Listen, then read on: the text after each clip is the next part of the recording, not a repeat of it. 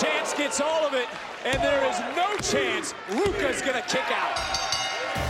What up, y'all? This your boy Ace here, and welcome to Afternoons Delight. This was interesting, guys. So, and this poll was really motivating me to see what was going to happen. So I'm gonna do the poll first before we even go into the match, because this was obviously not. Oh, and I want to talk about the poll itself, because this is a very surprising poll. Probably the most surprising WWE poll I ever put up on this channel. I asked you guys earlier this morning who you thought would win tonight's tag team match. Was it going to be Chance and Carter or Alba Fyre? Very interesting. Nice turnout, by the way. 70 likes. Thank you guys for voting. 56% said Alba Fyre. This was weird, because I was like, wait a minute. Y'all thought Alba Fyre was going to be Chance and Carter? 44%. But it was a close poll. It was one of the closer polls that we had on here. But the thing about it was that I was still kind of like, man, y'all actually thought, maybe because y'all thought because it was going to be a handicap match, that they did that for a reason, that they were going to let Alba win. But I never saw any way where Alba was going to win, just because I thought Isla Dawn was going to come out. Isla Dawn, I thought Isla Dawn was going to come out and have a say in it. Either way it goes. So this was just so unpredictable. So the match starts, and it looks like it was going to be a 2-on-1. And then Sol Ruka comes out of nowhere. Sol Ruka really came out of nowhere and was Alba Fyre's tag team partner. And there was no explanation why Sol Ruka came out. There was no authority figure that confirmed that she was going to be in this match. It was weird. But Chance and Carter, they went on. They didn't complain. They went on ahead and went through it. So let's pick it up. Towards the end of the match, Fyre willingly tagged in Ruca. Ruca hit Carter with a high slingshot frog splash for a 2 count.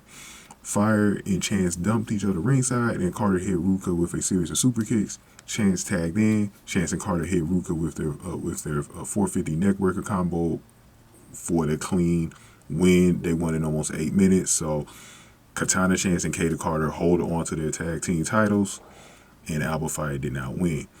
Now, after the match, we're going to make a separate video about this as well next. But Ruca and Fyre glared at each other for a little bit, and then Fyre actually walked past her, and then Fyre also passed her by Isla Dawn up the ramp and laughed at her.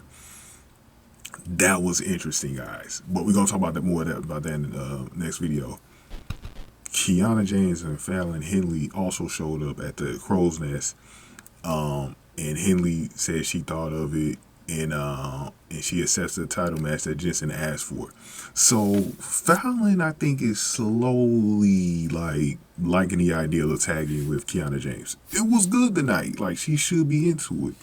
I think her pride is kind of letting her not trust Kiana James or something. But and I was gonna do a separate video on that, but too many videos tonight, so I don't want to go into it, because something happened later in the show that wasn't expected that I need to go over. And so this was interesting, but let me talk about Katana, then I'm gonna wrap it up with Sol Ruka, my thoughts on that.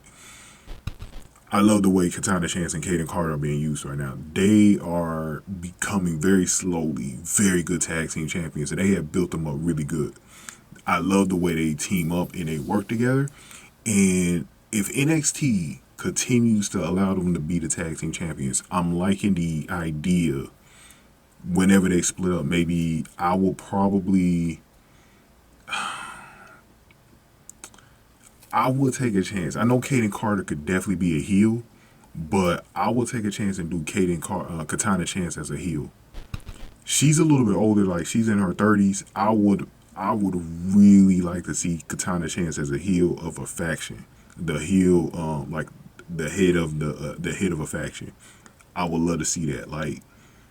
That will be very, very interesting. But I'll talk more about that in the future, though. But I love the way they really built this team up, man. They did a great job on them. Let me know y'all thoughts, and I'm gonna talk about Sol Ruka when I come back, and then we're gonna wrap it up. Okay, you guys, make sure y'all going ahead and hit the like button, comment, and share the video. Also, make sure you guys also donate to the channel by hitting the thanks button below, or you can hit up the Cash App, $SAC Exchange, to send any donation to the Cash App Here are the top donators, and you can fit yourself in this list at any time if you donate at least $2 or more. Thank you. Yeah, so I'm loving what they're doing with Chance and Carter. It's so like this team is doing very well right now. I think they call them Carter and Chance on the show. I like doing Chance and Carter though, but they're doing really good with them. Let's talk about Sol Ruka real quick, because that was very unexpected when she came in. But Sol Ruka is a really good wrestler, guys. I hope you guys, when you're watching the match, you saw all the tricks she did in the ring. Dude, Sol Ruka, man, and she's young. She's only 23. They really got a gem with Sol Ruka. Sol Ruka is one of those girls right now where they could book her up really strong one day. Like they could really book her up because she's one of the cleanest wrestlers that they got right now. Like she does her own stuff that's really entertaining to watch in the ring. She reminds me of those like cruiserweights in AEW or Impact Wrestling and stuff like that, the X Division type, like the way she be doing these flips and stuff.